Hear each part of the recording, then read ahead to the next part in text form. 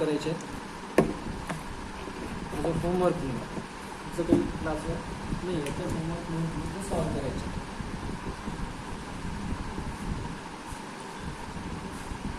Okay, example कशा प्रकारे असतील ते 2 एक्झाम्पल तुम्ही ट्राय करा आणि तुम्हाला यायलाच पाहिजे. फर्स्ट नंबरचं example I equal to integration of x square into sine x square into sine x dx. यातला अल्जेब्रिक हा पहिला येईल यू आणि हा होईल व्ही. हा यू आणि हा व्ही. हे एक्झाम्पल तुम्ही सॉल्व करायचं. सेकंड नंबरचं एक्झाम्पल तुम्ही सॉल्व करायचं. Second number I equal to integration of u to the power x u to the power a generalize आहे आणि cos into cos dx plus c dx. हा trigonometric होतो, हा त्याचा अँगल होतो आणि हा एक्सपोनेन्शियल होतो. म्हणजे यू आपला हा आहे आणि पी हा. यानुसार तुम्ही सॉल्व करायचं आणि लक्षात ठेवायचं एक्सचा कोइफिशियंट जो आहे तो जर आपण इंटिग्रेशन जर काढलं तर त्याचा एक्सचा कोइफिशियंट हा डिनॉमिनेटरमध्ये द्यायला विसरायचं नाही. ओके, हे 2 एक्झाम्पल तुम्ही सॉल्व करायचे. नेक्स्ट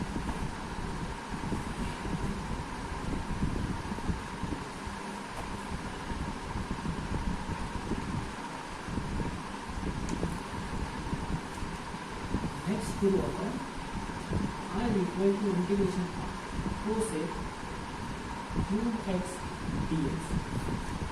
याच ठिकाणी असंच एक्झाम्पल तुम्हाला मी सेक्स क्यूब एक्सचं देणार आहे. जसं कोसेक्स क्यूब एक्सचं दिलं आहे तसं तुम्हाला सेक्स स्क्वेअर एक्सचं तुम्हाला सॉल्व करावं लागेल. यू कोणता आणि व्ही कोणता. आता माहिती आहे आपल्याला कोसेक्स स्क्वेअर एक्स कोणाची तरी डेरिव्हेटिव्ह आहे. कोणाची येते मायनस कोसेक्स स्क्वेअर एक्स म्हणजे कोसेक स्क्वेअर एक्सचं इंटिग्रेशन निघते. कोसेक स्क्वेअर याला काय करायचं आय इक्वल टू इंटिग्रेशन याला लिहायचं cosec x into cosec square x dx cube जर आहे. आणि हे एक्झाम्पल बोर्डमध्ये विचारलेलं आहे आणि सेक्स स्क्वेअर एक्स क्यूबचं सुद्धा विचारलेलं आहे. विचारतात बघा काय करायचं याला यू लिहायचं. सारखीच आहे तिकडे दोन्ही ट्रिग्नोमेट्री हा यू आणि हा मला मग काय करायचं नेक्स्ट स्टेपमध्ये याला यू आणि व्ही जर म्हटलं तर integration by parts. Integration by parts. आता तुम्हाला प्रश्न पडला असेल की मी याला दोन्ही ट्रिग्नोमेट्रिक आहे सर आणि याला यू म्हटलं तुम्ही त्याला व्ही म्हटलं का म्हटलं. मी तुम्हाला कालच सांगितलं आहे यू कोणाला म्हणायचं ज्याची डेरिव्हेटिव्ह काढता येईल आणि व्ही कोणाला म्हणायचं ज्याचं इंटिग्रेशन आपल्याला सॉल्व करता येईल. कोसेक स्क्वेअर एक्सचं इंटिग्रेशन तुम्हाला माहीत आहे. कोसेक स्क्वेअर एक्सचं इंटिग्रेशन काय असते मायनस कॉट एक्स. त्यात कॉट एक्सची derivative minus cosec square x होते म्हणून आपण याला यू म्हटलं आणि याला व्ही म्हटलं. लक्षात ठेवा आता इंटिग्रेशन बाय पार्टनुसार यू आहे आपल्याकडे आणि व्ही आहे. म्हणजे I equal to cosec x constant integration of cosec square x dx minus integration of derivative of यूची म्हणजे cosec x integration of cosec square x dx आणि याला पुन्हा dx. मग is equal to cosec x constant होता.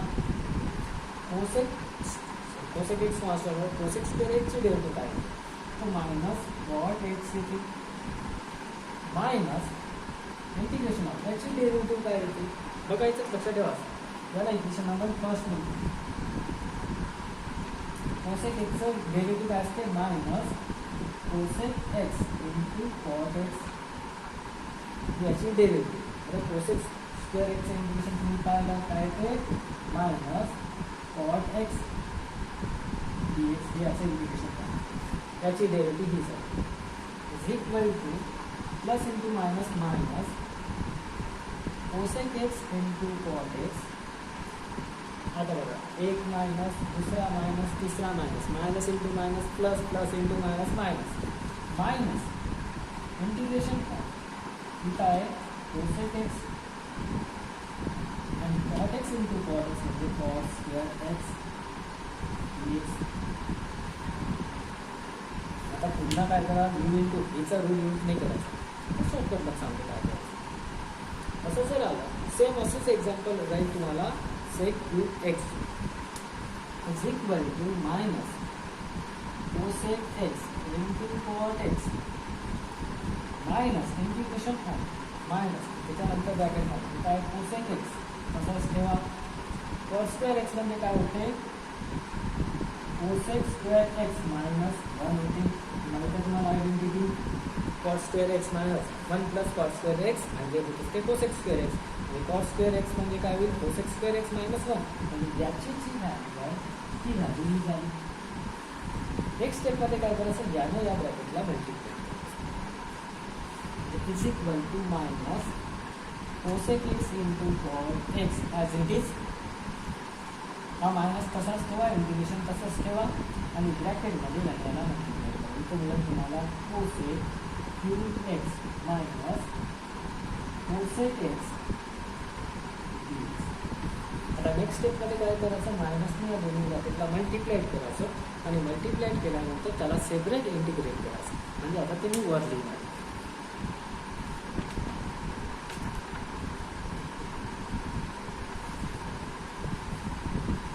बघा काय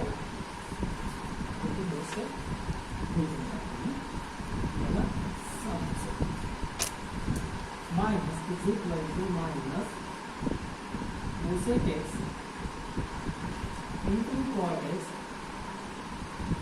minus ने याला मायनस इंटिग्रेशन, याने याला जर सेपरेट इंटिग्रेट केलं तर cosec square x cosec cube x minus into minus plus integration cosec x d x.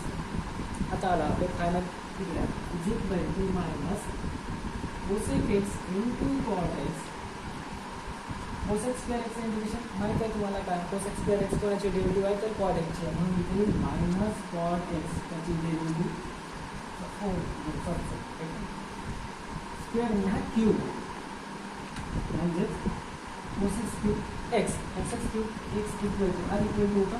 हे जे आहे हे आपलं एक्झाम्पल आय इक्वल टू स्टार्टिंगलाच घेतला, आय इक्वल टू असं एक्झाम्पल आहे, I equal to cosec cube x d x. म्हणजे याची जी व्हॅल्यू आहे ही आहे तिथं आय पुट करायची आय, आणि तुमचं from first row equation first row plus cosec square एक्सचं इंटिग्रेशन तुम्हाला माहीत आहे, कोसेक स्क्वेअर कोसेकचं इंटिग्रेशन माहीत आहे, log of mod of cosec x minus cot x plus C. हे एक्झाम्पल आपण बघितलं. इंटिग्रेशन ऑफ ज्याचं इंटिग्रेशन नव्हतं, कॉटचं नव्हतं, टॅनचं नव्हतं, सेक्सचं नव्हतं, कोसेकचं नव्हतं, तर कोसेकचं इंटिग्रेशन आहे log of mod of cosec x minus cot x. आता बघा हा जो आय आहे हा इकडे मायनस आहे, इकडे आला तर प्लस, म्हणजे I plus I is equal to minus cosec x into cot x minus I इकडे गेला plus log of mod of cosec x minus cot x plus c. I plus I 2 I होतो, आणि minus cosec x into cot x plus log of mod of cosec x minus cot x plus c. आता 2 आहे, 2 इकडे multiply तिकडे गेला तर divide, म्हणजे आपलं ते फायनल आन्सर.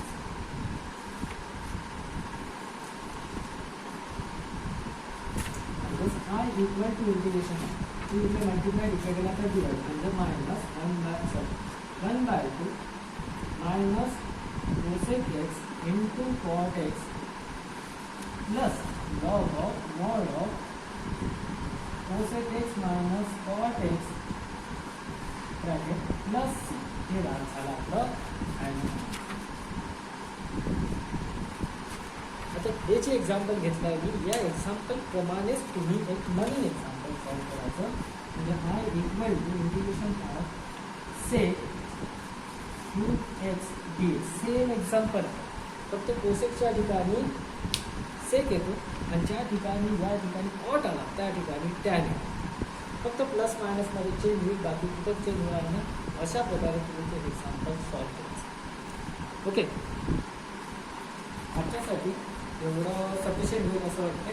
आणि आणखी तुम्हाला एकाच आणखीन एक्झाम्पल सॉल्व करण्यासाठी मी तुम्हाला देऊन देतो, म्हणजे आजचा कंप्लीट होईल. Process with x. ठीक आहे, आजच्यासाठी एवढं ठीक आहे. नेक्स्ट व्हिडिओमध्ये आपण याच्या समोरचे एक्झाम्पल बघू. असे एक्झाम्पल बघू म्हणजे टॉपिक कोणतं चेंज होणार आहे. असा टॉपिक चेंज होणार आहे आपलं की त्यामध्ये सिंगल फंक्शन दिलेलं राहील. फॉर एक्झाम्पल लॉग एक्स दिलेलं राहील किंवा इन्व्हर्स ट्रिग्नॉमेट्रिक फंक्शन दिलेलं राहील. तर सिंगल जेव्हा फंक्शन दिलेलं राहते म्हणजे दोन फंक्शन दिलेच नाही, आता लॉग एक्स कोणाचीच डेरिव्हेटिव्ह नाही सांगण्यासाठी, म्हणजे लॉग एक्सचं इंटिग्रेशन निघणार नाही. लॉग एक्सचं इंटिग्रेशन निघण्यासाठी काय करावं लागतं आपल्याला, integration by पार्ट्ससाठी second function.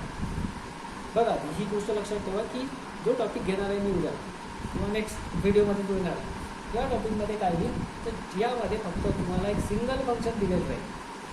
Single function कोणतं, जर लॉगॅरिथमिक फंक्शन असेल किंवा इन्व्हर्स ट्रिग्नॉमेट्रिक फंक्शन असेल आणि ते सिंगल फंक्शन असेल तर सेकंड फंक्शन हे 1 घ्यायचं. आणि एक्झाम्पल सेम असं सॉल्व करायचं. याला यू म्हणायचं आणि याला बी. पण कोणत्या याच्यात, एक तर लॉगॅरिथमिक फंक्शन सिंगल असेल, हे सिंगल असेल किंवा इन्व्हर्स ट्रिग्नॉमेट्रिक फंक्शन सिंगल असेल. ट्रिग्नॉमेट्रिक फक्त इन्व्हर्स ट्रिग्नॉमेट्रिक फंक्शन सिंगल जेव्हा दिलेलं असेल, जसं sine inverse, cos inverse, tan inverse, जसं इंडिकेशन दिलं तसंच असं जर दिलं असेल sine inverse x d x, अशा वेळेस सेकंड फंक्शन हे 1 घ्यायचं आणि इंटिग्रेशन बाय पार्ट्सनुसार त्याला सॉल्व करायचं. Okay, thank you. See you in next lecture.